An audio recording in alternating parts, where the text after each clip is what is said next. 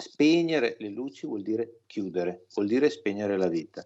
Luci spente in negozi, supermercati, bar e ristoranti contro il caro bollette per chiedere un immediato intervento sui costi dell'energia, ma la protesta simbolica messa in atto da Confcommercio, Federdistribuzione e altre sigle del settore nella Marca si accompagna a chiusure che non sono solo più simboliche, sono diversi. Infatti gli alberghi che nonostante la stagione estiva sia andata molto bene, stanno valutando di abbassare le serrande con l'arrivo dell'autunno per riaprirle solo in primavera. Oggi gli alberghi stanno pensando alla chiusura stagionale, cosa che nel nostro territorio non si è mai ipotizzata.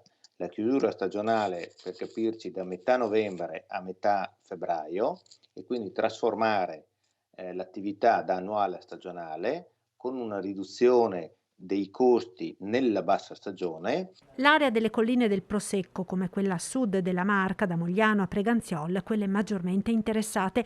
Una soluzione d'emergenza, quella della chiusura invernale, per limitare i danni, ma che ha delle ripercussioni importanti. Ha una dinamica sull'occupazione, il presidio del territorio, sui servizi da fornire, in questo caso ai turisti, ma comunque alla comunità. Discorso analogo per i negozi dei centri storici delle città e dei paesi, perché prosegue Capraro, il caro bollette incide molto più sui piccoli negozi che hanno margini molto più bassi rispetto ai grandi, ed una serranda che si abbassa non è solo un negozio che chiude.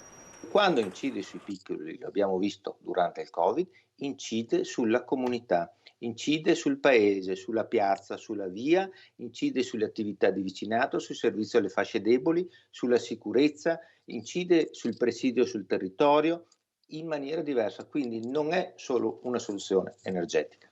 Allora cosa voglio dire? Se la soluzione è di ordine economico, stiamo attenti che le conseguenze sono di ordine sociale.